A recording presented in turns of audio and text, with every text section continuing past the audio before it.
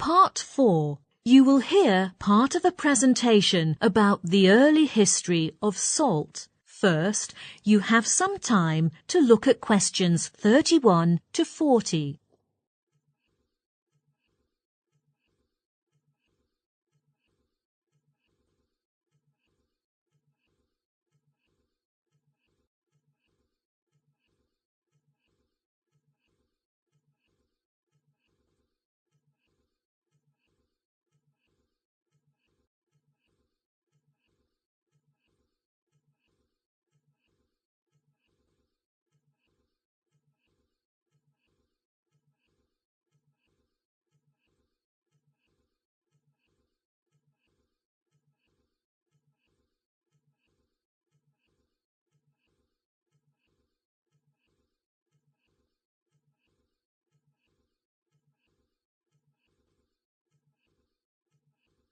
Now, listen carefully and answer questions 31 to 40.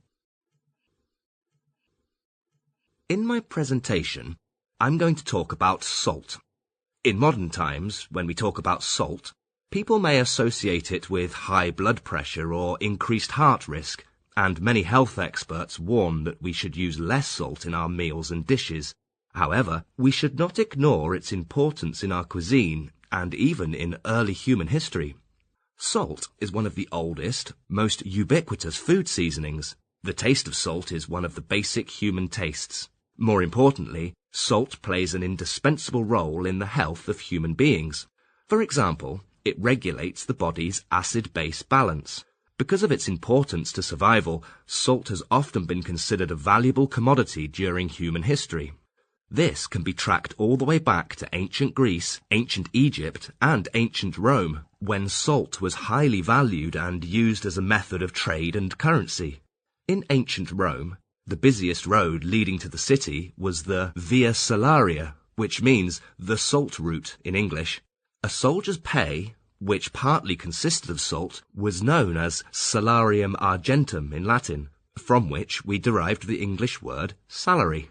A soldier's salary was cut if he was not worth his salt, an expression still used today.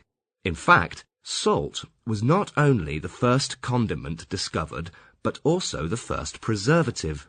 We know today that food goes bad because microorganisms in the food multiply in abundance, and a high salt environment is not conducive to microbial reproduction. Extremely high concentrations of salt can even kill microorganisms in the food. The ancients certainly didn't know this, but they did know that salted food can be preserved for a long time. The use of salt as a preservative can be traced to ancient Sweden. At first, hunting was the principal means of livelihood. In this case, meat supplies were unlikely to be frequent. What's more, fewer animals were available for hunting. In order to ensure the supply of meat, many families in Sweden began to raise animals in the surrounding forests during the summer, when the weather was suitable for animals to survive. These animals were fed every day until about 3 to 4 months later. That's in October. They were ready to be butchered for meat, and that was the only month when ancient Swedish people had fresh meat on their table. Then, with the continuous increase in productivity, people finally had some meat left. However, how to store the meat had become a headache until someone invented a whole new way to preserve food: salting. People tried to keep meat from going bad by adding some salt to it, and it could be preserved for several months and even years. There was evidence that salt was widely used to preserve meat. Historical documents in 1573 recorded the Swedish king's everyday meals, mentioning that 175 pounds of meat was consumed each year, but over 150 pounds was salty. From this, we can clearly see the importance of salt in Sweden at that time. In addition, the documents also noted the annual sales of beer in Sweden soared during that period, and this must be related to high levels of salt in their food.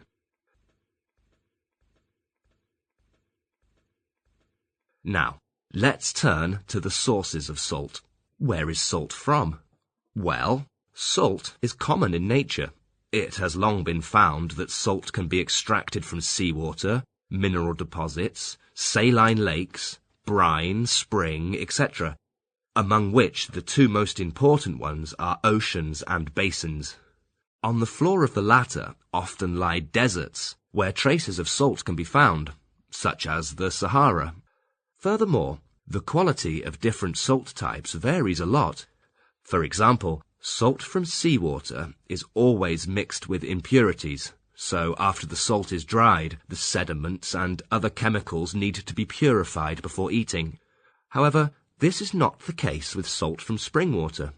We can hardly find any impurities, and the salt level is much more concentrated. Then, how did people distribute salt around the world? Of course, in modern times, we have various ways of transporting goods, but in ancient times, it was not the case. Take ancient Sweden, we mentioned before, as an example. Because of the heavy use of salt in the diet, Sweden could not feed itself and had to import large amounts of salt from other countries. In order to make sure they could buy enough salt from abroad, the Swedish had to attach great importance to shipping and keep it undamaged, as it was the most crucial way at that time. While in other ancient countries, in order to distribute salt to other places, groups of men were employed. They put bags of salt on their shoulders or backs and moved them to the surrounding regions, and gradually these people were considered as a mode of transport in early times. Later, with the improvement of traffic conditions, salt trade between different regions was boosted, and long-distance food trade was also promoted, making communication between different cultures more frequent and... That is the end of part 4. You now have 1 minute to check